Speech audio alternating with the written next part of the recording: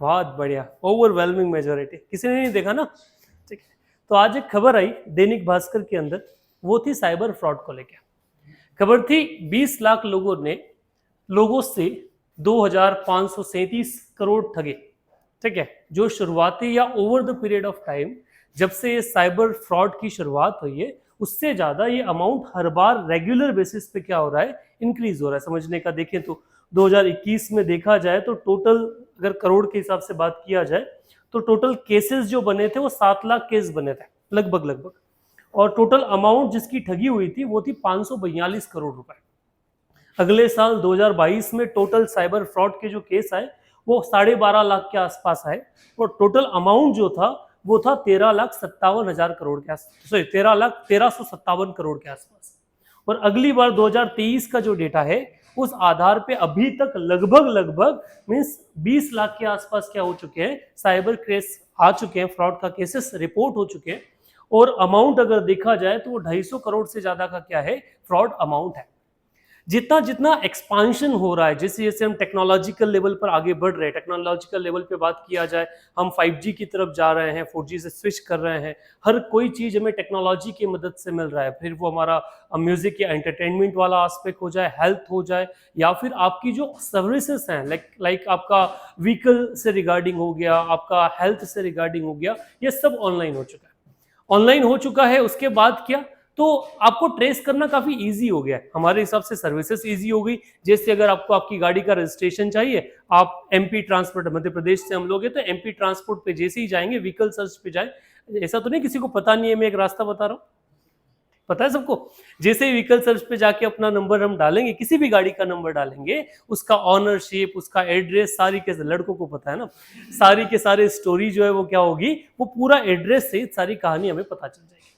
Point है, ये चीज हमारी पर्सनल थी, मीन्स हमारी गाड़ी देखकर कोई हमारा एड्रेस पता कर ले, ये चीज नहीं होना चाहिए थी। पर आज क्या है, ये ओपन है। ओपन है मीन्स कोई भी बंदा आपके व्हीकल से आपके घर तक पहुंच सकता है।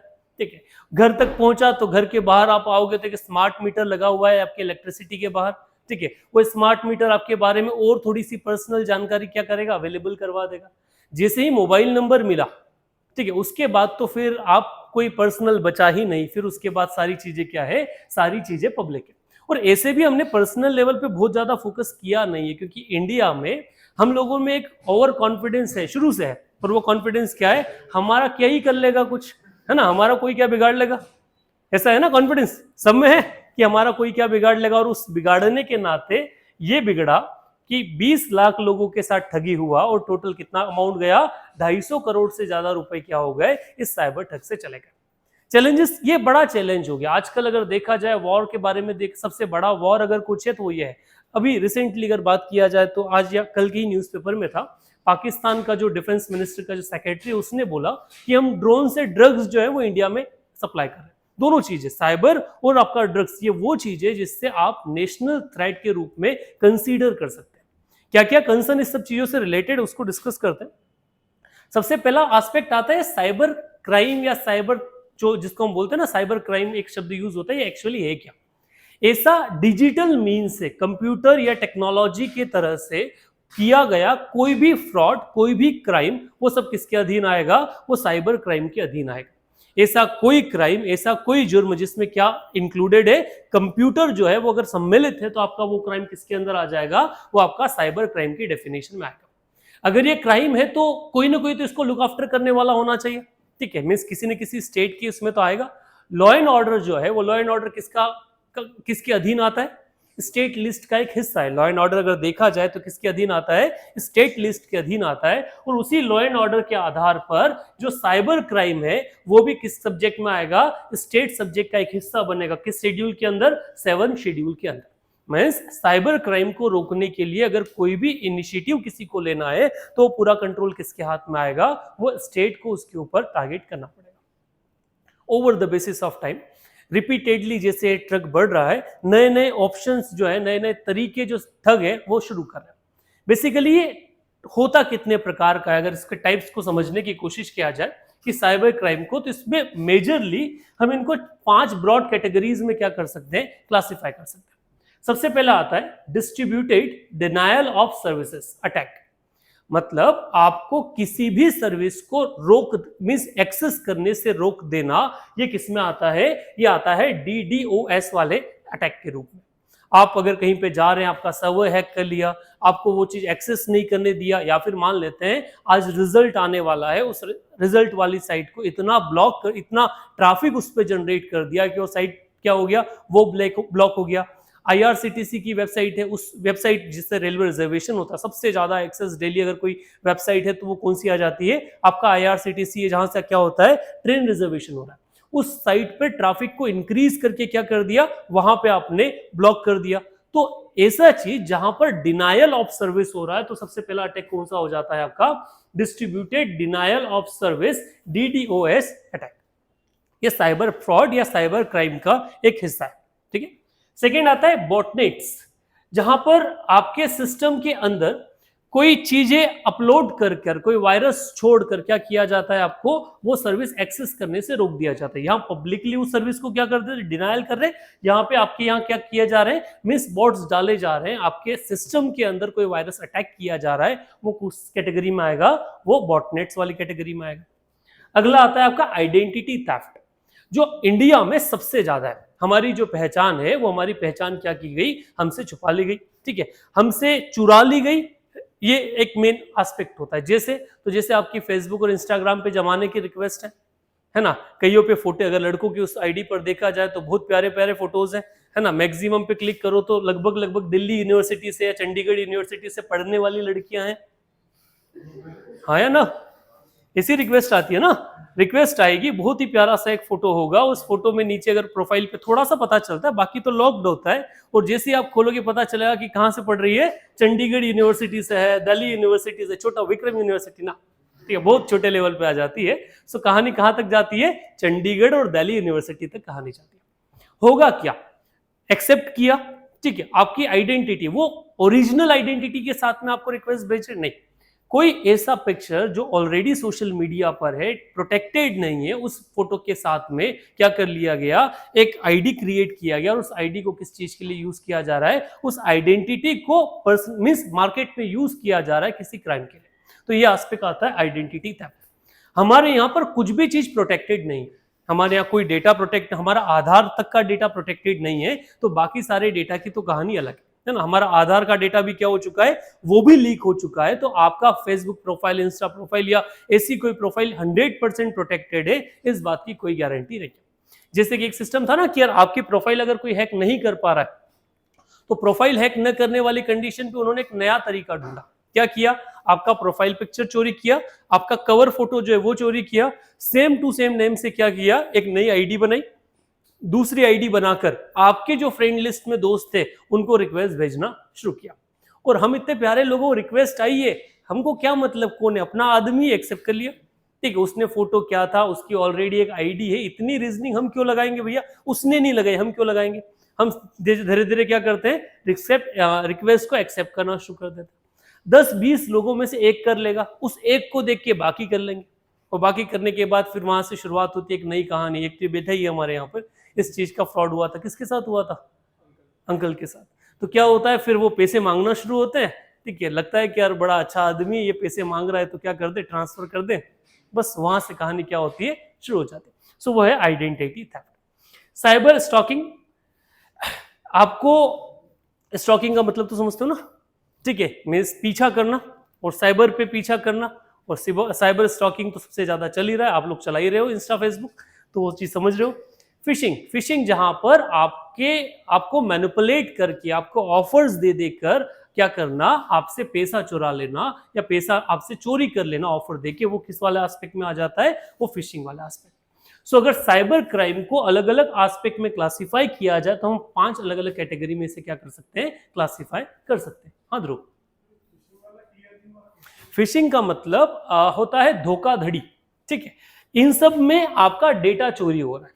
फिशिंग वाला एस्पेक्ट आएगा तो इसमें होता है धोखाधड़ी। जैसे आपको एक ऑफर आया कि भैया आप आज क्या है, आईफोन जीत गए, आईफोन जीत गए, आईफोन जीतने के लिए आपको लेने के लिए क्या करना है, तो ये QR कोड आ रहा है, इस पर आपको एक्सेप्ट करना है। जैसे ही आपने एक्सेप्ट किया, आपको क्या मिल जाएगा?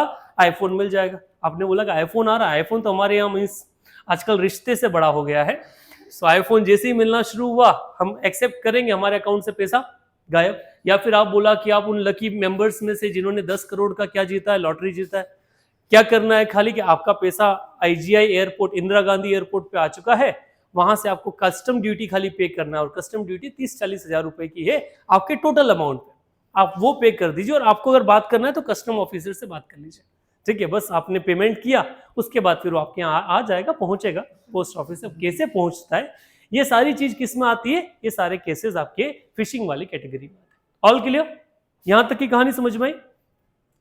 चैलेंजेस क्या है, क्या दिक्कत क्या है, ऐसा क्यों हो रहा है कि ये साइबर सिक्योरिटी आज सबसे बड़ा चैलेंज है। हमारे यहाँ पर लगभग प्राइवेटाइजेशन बढ़ चुका है। हम वो सोशलिस्ट इकोनॉमी वाले दौर में बहुत ज्यादा नहीं है, हम एक प्राइवेटाइज्ड इकोनॉमी, पूंजीवादी अर्थव्यवस्था की तरफ बढ़ रहे हैं, जहां पे जितने भी बड़े इनिशिएटिव्स लिए जा रहे हैं और मोस्टली इन टेक्नोलॉजिकल सेंस में वो प्राइवेट ऑनरशिप द्वारा लिए जा रहे हैं। इन्फोसिस, टीसीएस, विप्रो, आईबीएम ऐसी बड़ी बड़ी कंपनियां इंडिया में काम कर रही है, और दे आर द वर्ल्ड की, अगर देखा जाए तो लार्जेस्ट, रिलायंस जैसी कंपनियां वर्ल्ड की लार्जेस्ट सॉफ्टवेयर मेकिंग कंपनीज है। ये सब में निवेश कर रही है। कंपनियां फैंटेसी गेम में निवेश कर रही है, कंपनियां आपका ये जो बेसिकली फैंटेसी गेम के अलावा डेटिंग साइट से उसमें निवेश कर रही है, या फिर और ऐसी ऐसी जितनी अच्छी चीजें बनाई जा सकती है उनमें निवेश कर रही है। कोई भी कंपनी आपका साइबर सिक्योरिटी प्रोवाइड करने के लिए क्या नहीं कर रही, इंफ्रास्ट्रक्चर प्रोवाइड करने के लिए निवेश नहीं कर रही। क्यों? क्योंकि सबके दिमाग में है प्रॉफिट। हर किसी को क्या चाहिए? प्रॉफिट। साइबर सिक्योरिटी के नाम पे प्रॉफिट नहीं होगा। मतलब अगर हम आज रिजर्वेशन भी करवा रहे हैं, रेलवे रिजर्वेशन या एयरलाइन से रिजर्वेशन करते हैं, उसमें एक ऑप्शन आता है कि आप एक काम करिए, आप कुछ पैसा, शायद 70 पैसे, 80 पैसे या 10 रुपए आप क्या करिए, ज्यादा पे कर दीजिए, आपका लाइफ इंश्योरेंस हो जाएगा। ठीक है, हम इस वाले टैब को हटा देते हैं यहां से कि एक दिन में हमारे साथ क्या हो जाएगा। तो हम इतने सिक्योर्ड हैं, मीन्स हम 10 रुपए भी एक्स्ट्रा खुद पे खर्च नहीं करना चाहते, हमें कॉन्फिडेंस है हमारा कुछ नहीं बिगड़ेगा, है ना। तो हम वो इंश्योरेंस वाला टैब क्या कर देते हैं, वहां से हटा देते हैं। जब आप एयरलाइन टिकट बुक करते हैं उसमें एक 100% रिफंड का एक ऑप्शन आता है। उसके लिए आपको, अगर आप फ्लाइट टिकट बुक करेंगे तो अगर रिफंड आप चाहते हैं, तो अगर 100% रिफंड आप चाहते हैं अगर कैंसिलेशन पे, तो आपको एक एडिशनल अमाउंट क्या करना पड़ता है, पे करना पड़ता है। 200, 300 या 400 रुपए के आसपास वो होता है, ठीक है, पर मेंबर या पर टिकट के आधार पर जो भी हो। और जैसे बंदा टिकट बुक कर रहा होता है वो 200-300 रुपए से क्या कर देता है, हटा देता है। क्या सोच के कि मैं तो जाऊंगा, है ना, मेरे को कैंसिल करने का प्लान कुछ है नहीं, मुझे 100% जाना है। और इस सेंस में वो जितना पैसा उसको लगाना मीन्स वापस मिल सकता था, वो उसको कुछ भी उसमें वापस नहीं मिलता। क्यों? क्योंकि हमने वो 300 रुपए यहाँ पे क्या कर लिए, बचा लिए। सही है गलत पता नहीं, बट हम खुद को सिक्योरिटी के नाम पर कुछ भी देने की कोशिश नहीं करते। ठीक है, हम तो वो लोग हैं, हम हमारी गाड़ी की सुरक्षा के लिए आगे बम्पर लगवा लेते हैं। आपको पता है गाड़ी 4 व्हीलर में बम्पर लगवाना इलीगल है, हाँ या ना। गाड़ी में जो आपकी 4 व्हीलर होता है ना, जिसके आगे आप स्कॉर्पियो वाला एक बम्पर लगवाते हो, ठीक है, वो क्या है, वो इलीगल है। क्यों इलीगल क्यों है, ये बताएगा? नहीं इलीगल है, वो आपकी गाड़ी की सुरक्षा करता है इसलिए इलीगल है। वो आपकी गाड़ी की क्या करता है, जर्क से सुरक्षा करता है, इसलिए वो क्या है, सॉलिड है, इसलिए वो इलीगल है। रीजन उसका यह है, अगर आपकी गाड़ी में बम्पर है तो बम्पर सॉलिड है, वो किसी से भी अगर टकराएगा तो आपको जर्क ज्यादा देगा। आप अगर अंदर बैठे हैं ना गाड़ी में, तो अगर क्या होगा, अगर मान लो ये मार्कर है, ये प्लास्टिक है, ठीक है, एक गियर किसी से टकराया तो ये क्या होगा, टूटेगा या मुड़ जाएगा।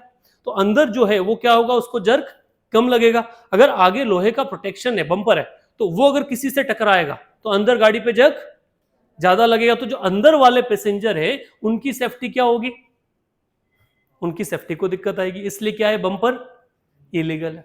पर हमको हमारी सेफ्टी से क्या मतलब, हम तो नहीं ठुक रहे भैया। गाड़ी अगर ठुके हमारी, तो हमारी गाड़ी का क्या हो जाए, गाड़ी बच जाए, ये हमारा सबसे बड़ा कंसर्न। ठीक है, तो ये वाले कंसर्न्स यहां पर आते, तो हम प्रॉफिट, हमारा मेन टारगेट है प्रॉफिट, हमारा लॉस नहीं होना चाहिए। इसलिए हम कोई भी ऐसे फ्रेंडली इंफ्रास्ट्रक्चर में ऐसा कोई माइंडसेट रख नहीं रहे कि हम सिक्योरिटी पे क्या कर दें, सिक्योरिटी पे खर्च कर दें, पहला। सेकेंड है absence of separate procedural code. हमारे यहाँ कोई सेपरेट लॉज नहीं है इसके लिए, बहुत ज्यादा। एक हमने अभी डाटा प्रोटेक्शन लॉ शुरू किया है, बट वो भी मैक्सिमम चीजों को क्या नहीं करता, इंक्लूड नहीं करता। हमने एक दायरा बना दिया, कंप्यूटर से हुआ सारा अटैक क्या है, साइबर फ्रॉड में आ जाता है। बट उसको आप सेपरेटली, जैसे हमने बाकी सारे लॉस को अलग अलग पीसीआर कोड में क्या किया है, डिवाइड कर रखा है, वैसा कोई सीन हमने कहां नहीं कर रखा, साइबर सिक्योरिटी वाले मामले में नहीं कर रखा। अगला है transnational nature of cyber attack. पहले तो अटैक क्या होता था, हमारे आसपास होता था, आस पड़ोस में, जिले में, गांव में, तहसील में। आजकल ये चीजें क्या हो रहा है, जब से साइबर शुरू हुआ है, जब से ग्लोबलाइजेशन आया है, बाउंड्रीज खत्म हो चुकी है। बाउंड्रीज कितनी खत्म हो चुकी है कि आप इंडिया में बैठे बैठे यूएस वाले बंदे के साथ वीडियो कॉल पे बात करें। आजकल तो वर्चुअल रियलिटी वाला दौर आ चुका है। So you can connect with anyone at anywhere, means कहीं भी ना, जहां आप जाओ वहां आप क्या कर सकते हो, सबसे कनेक्ट रह सकते हो। तो ये खाली आपके लिए नहीं था, जो स्टॉकर्स हैं, जो अटैकर्स हैं, उनके लिए भी ये चीज, बाउंड्रीज जो बाउंड्री क्या हो गई, टूट गई। पाकिस्तान में बैठा हुआ, चाइना में बैठा हुआ, अमेरिका में बैठा हुआ या इंडिया में बैठा हुआ कोई भी बंदा किसी भी देश में जाके क्या कर सकता है, साइबर अटैक कर सकता है। जब ऐसे कहानी हो रही है, उस वाली कंडीशन में उनके ऊपर एक्शन लेना क्या हो जाता है, एक बहुत चैलेंजिंग पोर्शन आ जाता है। ये एक दिक्कत है किस चीज को लेके, साइबर सिक्योरिटी को लेके। अगला है limited expertise and authority. Privatisation के कारण या आपका जो साइबर सिक्योरिटी को लेकर जो हमारे यहाँ इग्नोरेंस है, उन दोनों चीजों के कारण हमारे पास कोई इतने, गवर्नमेंट के पास, लीगल अथॉरिटी के पास ऐसे के लीगल या एक्सपर्टीज पीपल नहीं है जो क्या कर सके, इन सारी चीजों को, फ्रॉड को कैच कर सके। हमारे यहाँ मोबाइल भी अगर चोरी हो जाए तो आप चोरी की रिपोर्ट दर्ज करा सकते हो। अगर मोबाइल चोरी हो जाए तो आप चोरी की रिपोर्ट दर्ज करा सकते हो, करा सकते हैं।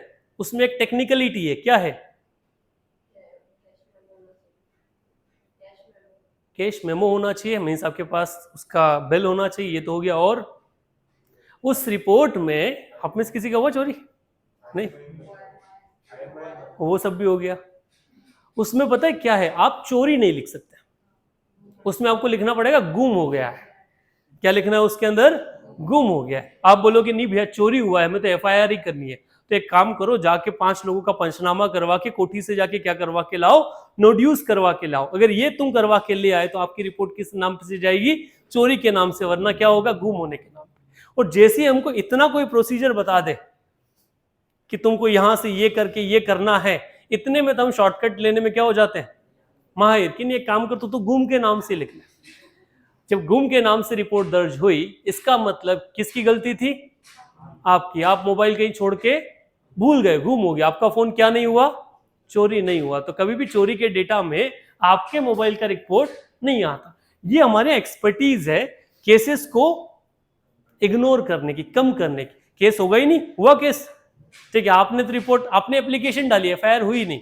एफआईआर करना, अगर केस जाना था तो उसके ऊपर कोई केस हुआ नहीं हुआ, वो किस नाम से हुआ, वो तो गुम जाने के नाम से हुआ। तो ये हमारे एक्सपर्टीज लेवल है कि हम क्या कर देते हैं, केसेस आते हैं तो उनको इग्नोर करने की एक अलग लाइन हमारे पास में अवेलेबल है, ठीक है।